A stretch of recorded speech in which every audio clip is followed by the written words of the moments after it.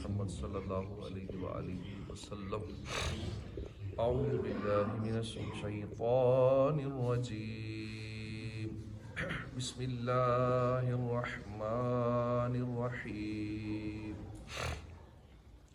وَوَهَبْنَا لَهُ مِن رَحْمَتِنَا أَخَاهُ هَارُونَ نَبِيًّا وَاذْكُرْ فِي الْكِتَابِ إِسْمَاعِيلَ إِنَّهُ كَانَ صَادِقَ الْوَعْدِ وَكَانَ رَسُولًا نَبِيًّا وَكَانَ يَأْمُرُ أَهْلَهُ بِالصَّلَاةِ وَالزَّكَاةِ وَكَانَ عِندَ رَبِّهِ مَرْضِيًّا وَاذْكُرْ فِي الْكِتَابِ إِدْرِيسَ إِنَّهُ كَانَ صِدِّيقًا نَبِيًّا وَرَفَعْنَاهُ مَكَانًا عَلِيًّا۔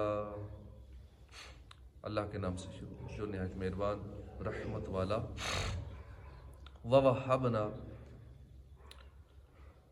لَهُ، اور ہم نے عطا کیا، وَهَبْنَا ہم نے عطا کیا، لہو اس کو، من رحمتنا اپنی رحمت سے، اخاہ اس کا بھائی، ہارون نبیہ ہارون نبی، وذکر فی الکتاب اسماعیل اور یاد کرو، فی الکتاب کتاب میں، اسماعیل کو یاد کرو، انہ کان صادق الوعد بے شک وہ تھا وعدے کا سچا، صادق الوعد وعدے کا سچا، وکان رسولا نبیہ اور تھا وہ رسول نبی، وکان یأمر اور وہ حکم دیتا تھا، اہلہ اپنے گھر والوں کو، بالصلاۃ والزکاۃ نماز اور زکوٰۃ کا، وکان اور وہ تھا، عند ربہ اپنے رب کے ہاں، مرضیہ بڑا پسندیدہ، واذکر فی الکتاب ادریس اور یاد کرو کتاب میں ادریس کو،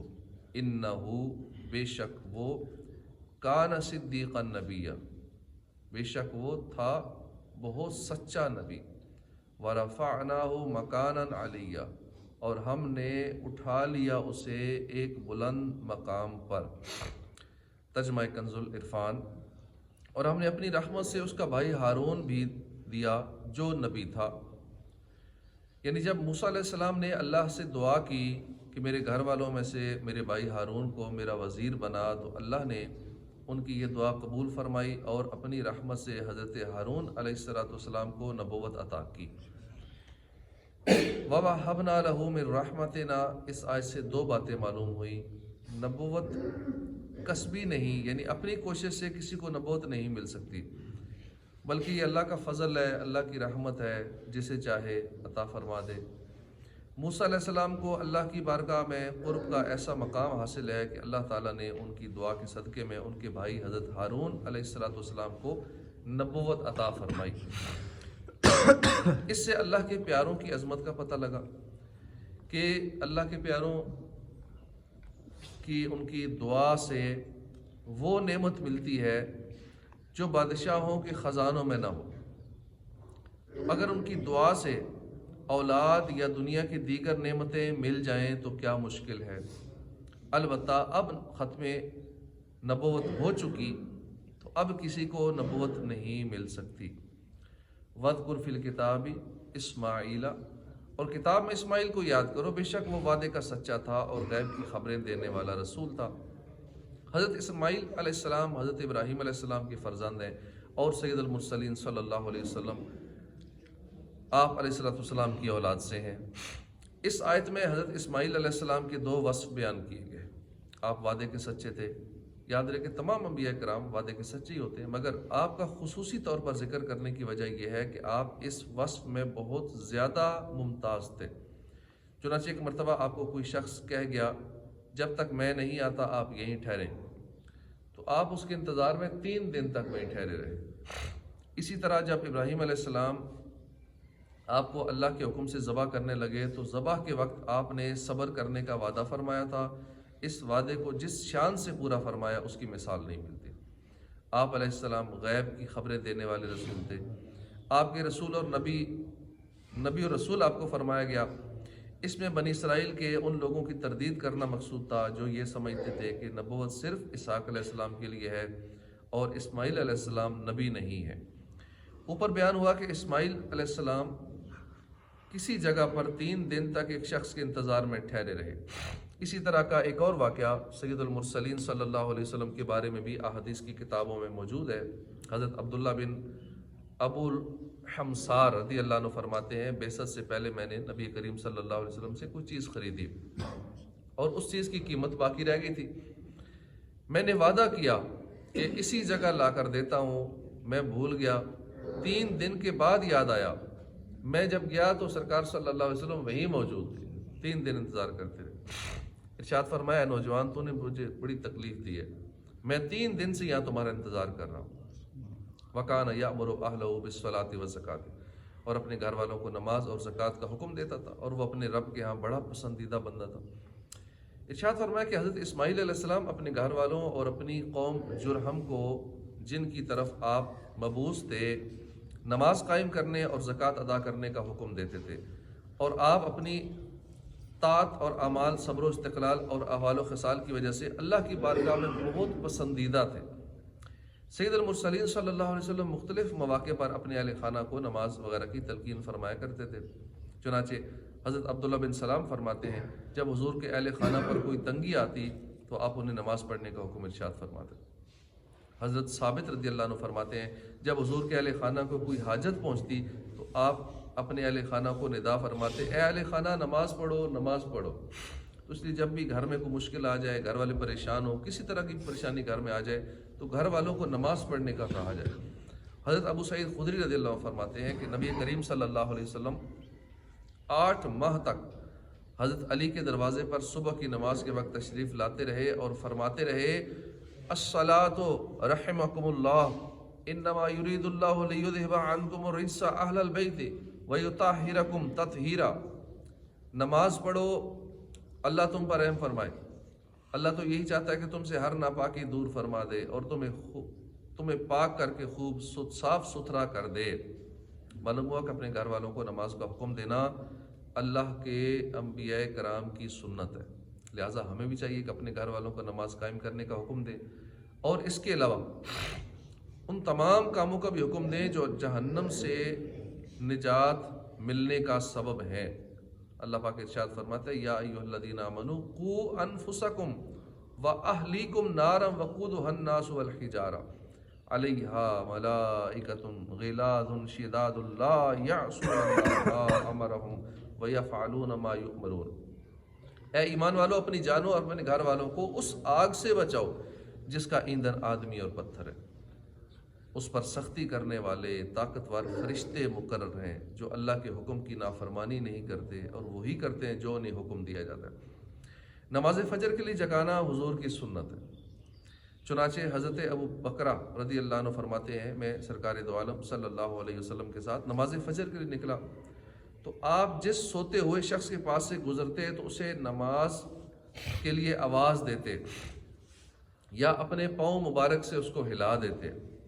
لہٰذا جو خوش نصیب انسان کسی کو فجر کی نماز کے لیے جگاتا ہے تو وہ نبی کریم صلی اللہ علیہ وسلم کی اس ادا کو ادا کر رہا ہے کہ حضور نماز کے لیے جگاتے تھے، تو ہم بھی اسی سنت پر عمل کرنے کی نیت سے جب گھر سے چلیں تو صدائے مدینہ لگاتے ہوئے چلیں، صلاۃ والسلام پڑھیں، دعائیں دیں، الصلاۃ والسلام علیک یا رسول اللہ وعلی آلک واصحابک یا حبیب اللہ۔ نماز فجر کا وقت ہو گیا ہے، جلدی جلدی اٹھی نماز فجر ادا کر لیجئے۔ اللہ آپ کو دونوں جان کی بھلائیاں عطا فرمائے، اللہ آپ کو بار بار حج عمرے کی سعادت نصیب فرمائے۔ اس طرح دعائیں دیتے دیتے جب دوسروں کے لیے دعا کریں گے انشاءاللہ خود بھی اپنے حق میں دعا قبول ہوگی۔ تو یہ روز کے معمولات میں رکھنا چاہیے، مسلمانوں کو جگانے والی سنت پہ بھی عمل کرنا چاہیے۔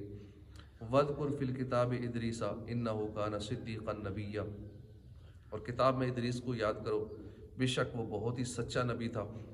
ارشاد فرمایا کہ اے حبیب صلی اللہ علیہ وسلم، آپ ہماری اس کتاب میں حضرت ادریس علیہ السلام کا ذکر فرمائیں، بے شک وہ بہت ہی سچے نبی تھے۔ آپ کا نام اخنوخ ہے اور آپ حضرت نوح علیہ السلام کے والد کے دادا ہیں۔ حضرت آدم علیہ السلام کے بعد آپ ہی پہلے رسول ہیں۔ آپ کے والد حضرت شیف بن آدم ہیں۔ سب سے پہلے جس شخص نے قلم سے لکھا وہ آپ ہی ہیں۔ کپڑوں کو سینے اور سلے ہوئے کپڑے پہننے کی ابتدا بھی آپ ہی سے ہوئی۔ آپ سے پہلے لوگ کھالیں پہنتے تھے، کپڑے نہیں پہنتے تھے، کپڑوں کی جگہ کھالیں پہنتے تھے اور کپڑے سلائی ہوئے نہیں ہوتے تھے۔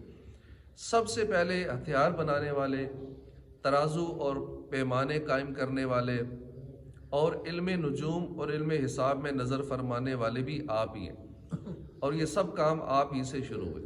اللہ نے آپ پر 30 صحیفے نازل کیے، اور اللہ کی طرف سے نازل ہونے والے صحیفوں کا کثرت سے درس دینے کی وجہ سے آپ کا نام ادریس پڑ گیا۔